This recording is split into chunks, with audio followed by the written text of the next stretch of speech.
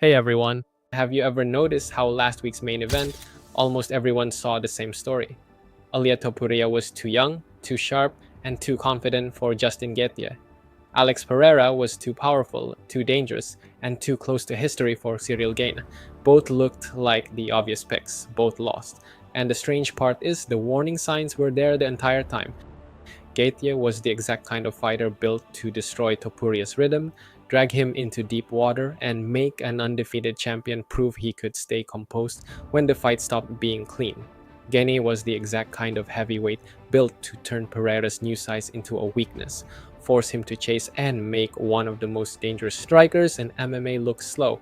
I predicted both outcomes before the event, but this is not an I told you so video. The interesting part is why the predictions worked, because both fights expose the same mistake fans make again and again. We get distracted by aura, momentum, power, and the bigger story, while ignoring the one thing that actually decides fights: the matchup. At UFC Freedom 250, the favorites had the stronger narratives, the underdogs had the better conditions, and once the cage closed, the story did not matter anymore. Now let's get into the juicy part. In this video, you'll find out how I predicted both UFC Freedom 250 main events. Before UFC Freedom 250, the two biggest fights appeared to have obvious winners. Ilia Topuria was the undefeated champion entering his prime, facing an older Justin Gaethje who had already been through years of wars. Alex Pereira was the terrifying knockout artist moving to heavyweight, chasing history against a Ciryl Gane many fans had already stopped trusting. Firstly, the narratives were simple. Topuria was too young, too sharp, and too powerful. Pereira was too dangerous, too confident, and too special. But both narratives ignored the matchups. Before the event, I argued that Gaethje was the wrong fight for Topuria, and that Gane should have been treated as the favorite against Pereira. Both predictions came from the same basic idea. MMA is not about choosing the fighter with the stronger aura.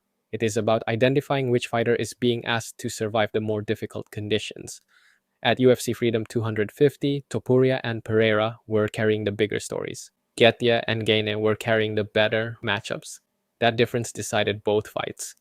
The first prediction was Justin Gaethje over Ilia Topuria. This was not based on the idea that Gaethje was technically cleaner, younger, or more complete. He was none of those things. Topuria entered as the more precise boxer, the undefeated champion, and the fighter with more momentum behind him. But Gaethje did not need to beat Topuria in a clean technical fight.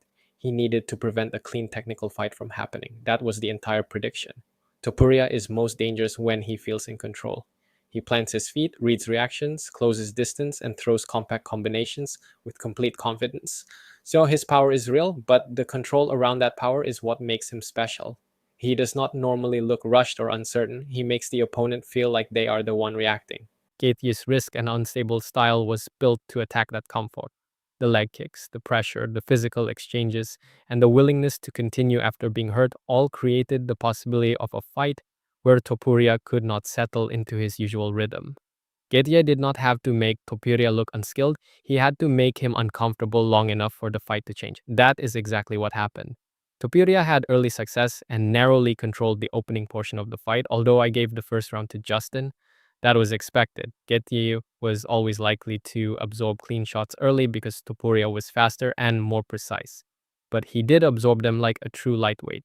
Even though he got dropped on a round 2, he was able to survive and keep on pouring damage to Topuria's face and lead leg. But Gaethje's path was never based on avoiding every shot. It was based on surviving long enough for the cost of the fight to begin affecting Topuria.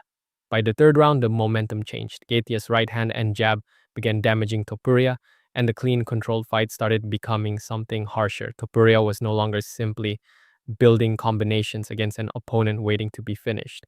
He was dealing with someone who had survived his strongest moments and was still increasing the pressure. That is one of the hardest psychological shifts for an undefeated fighter. When someone has spent an entire career seeing opponents react to their power, they begin expecting that reaction. The opponent backs away, becomes cautious, or loses confidence. But Gaethje has spent years fighting through discomfort. Hurting him does not always create safety, sometimes it creates another exchange. Once Gaethje remained dangerous after Topuria's early success, the fight stopped following the expected narrative. Topuria was supposed to be the calm, young champion exposing the aging veteran. Instead, he was being forced to prove whether his precision and composure could survive a prolonged war. That was the question I believe Gaethje could ask better than anyone. The weight cut discussion also mattered, although it needed to be handled carefully. Before the fight, reports attributed to people around the MMA world suggested Topuria had been walking around extremely heavy. The exact number was never reliable enough to treat as proven fact, but the broader concern was legitimate. A difficult cut can affect recovery, endurance, durability, and the ability to maintain sharp decision making late in a fight. Topuria made the championship limit, so the scale itself was not the issue. The question was what the process of reaching 155 might take away from him once the fight became exhausting. Against most opponents, Topuria may have been able to finish the fight before that question mattered. Against Gaethje, the question became unavoidable. That result did not mean Topuria had been exposed as a fraud. It meant the matchup punished the exact conditions that had not been tested enough during his rise. Could he remain composed after his power failed to remove an opponent? Could he preserve his defense while accumulating damage? Could he continue operating cleanly after the fight became ugly? Gaethje did not beat Topuria by becoming the younger or more technical fighter. He beat him by making those advantages harder to use. That was why he was the wrong fight. The second prediction was Ciryl Gane over Alex Pereira, and the logic was different, but the underlying principle was the same. Pereira had the bigger aura. He had already won championships at middleweight and light heavyweight, and his move to heavyweight created the possibility of something historic. Fans saw the added size, the power, and the confidence, and assumed heavyweight would make him even more dangerous. But added size is not automatically an advantage. Pereira weighed 251 pounds. Visually, he looked like a legitimate heavyweight. The problem was that his greatness had never come from size alone. It came from timing, positioning, leg kicks, patience, and the ability to punish opponents who became trapped in front of him. The question was whether the heavier body would preserve all of those qualities. More size can create more strength and power, but it can also slow the feet, increase energy use, and make extended movement harder. Against a stationary heavyweight, that might not matter. Against Ciryl Gane, it mattered immediately. Gane was the worst kind of heavyweight for Pereira to test a new body against. He moves constantly, he changes rhythm, he attacks from range, he forces opponents to turn, reset, and chase. Most heavyweights cannot create that kind of movement without becoming exhausted themselves, but Gane has built his entire game around making larger men feel slow. That was the key to the prediction. Pereira was more dangerous in a single exchange. Gane was more likely to control the conditions across the entire fight. That is the biggest lesson from UFC Freedom 250. The fighter with the stronger story is not always the fighter with the stronger conditions. Aura can make us ignore difficult questions. Momentum can make weaknesses feel irrelevant. Historic ambition can make a dangerous experiment look like an obvious next step. But the cage removes the story. It asks whether the style works, whether the body holds up, whether the fighter can adapt when the expected reaction never arrived. Topuria entered expecting his precision and power to control the fight. Gaethje survived long enough to take that control away. Pereira entered expecting his danger to translate into a third division. Gane forced him to prove it against movement, natural size, and heavyweight experience. And that is how I predicted both UFC Freedom 250 main events.